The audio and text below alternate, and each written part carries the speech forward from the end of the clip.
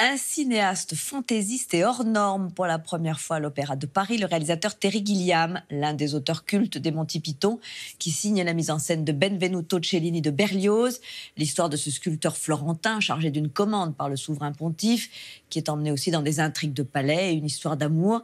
Terry Gilliam se laisse aller à son exubérance. Il avait déjà conquis le public à Londres en 2014. Matteo Caranta l'a rencontré. Les rêves que je mets dans mes films viennent de ma vie. J'ai passé la plus grande partie de ma vie, ou du moins la moitié de ma vie, à dormir. Et je fais de merveilleux rêves. Terry Gilliam fait de beaux rêves et nous avons la chance qu'il les partage avec nous. Unique membre non britannique de la bande allumée des Monty Python.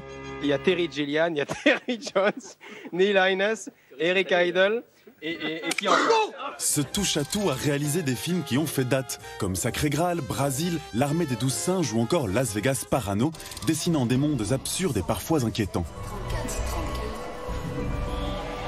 À presque 78 ans, il garde la patate et met son univers au service de l'opéra en mettant en scène Benvenuto Cellini d'Hector Berlioz, qui raconte la vie romancée du sculpteur florentin du même nom.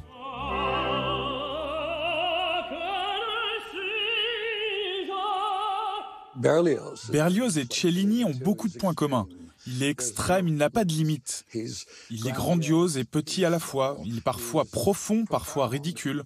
Il est tout un tas de choses, il n'a pas peur. Et c'est ainsi que nous avons décidé d'aborder cet opéra.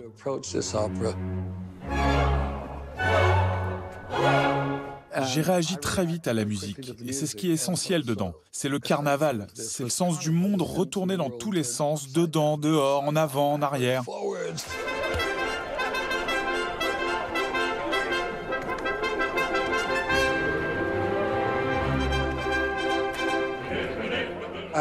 Je m'identifie à Cellini et à Berlioz aussi. Donc j'ai pensé que nous formions une bonne trinité, que nous pouvons faire quelque chose ensemble. Et c'était facile puisqu'ils sont morts.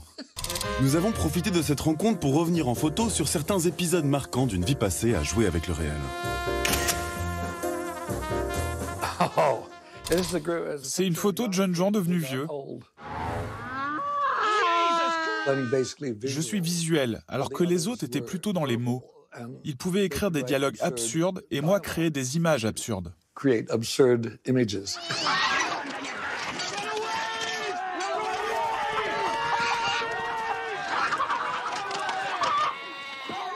Nous travaillions en plusieurs groupes. Je pouvais par exemple faire mes dessins de mon côté ou Eric Idle écrire du sien. Nous étions chacun de notre côté pour écrire et trouver des idées. Et puis nous nous retrouvions pour essayer d'en faire un show.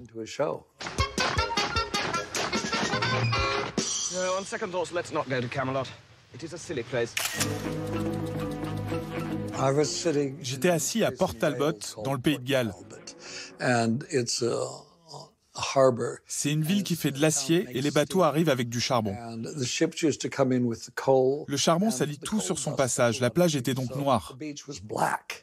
Et là, je me suis demandé ce qui se passerait si j'avais une radio et que sur cette radio, j'entendais une chanson comme Brasil.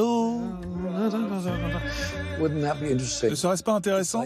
C'est comme un chant de sirène qui dit « il y a un autre monde quelque part qui n'est pas noir, crasseux et horrible ». Et c'est le début du film. Cette photo, c'est celle d'un mec, il y a presque 20 ans, avec celle d'un autre mec qui n'est plus avec nous.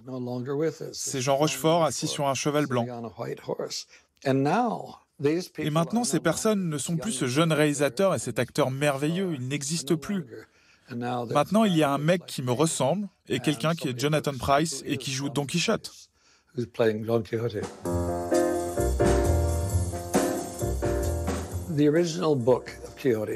L'œuvre originale de Don Quichotte raconte l'histoire d'un homme qui lisait des romans chevaleresques et qui est devenu fou. Le film parle de regarder des films et comment l'on devient fou à cause de ce faux monde. Le monde romancé des films.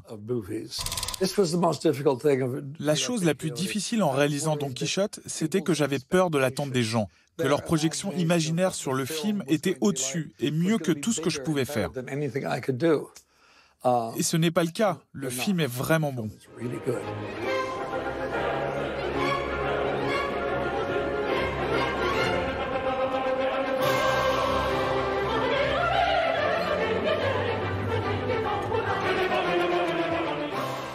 Le monde tente de structurer les choses, de leur donner du sens. J'aimerais montrer que cela n'a aucun sens. La vie est souvent absurde. Et l'univers délirant de Terry Gilliam est à voir à l'Opéra Bastille.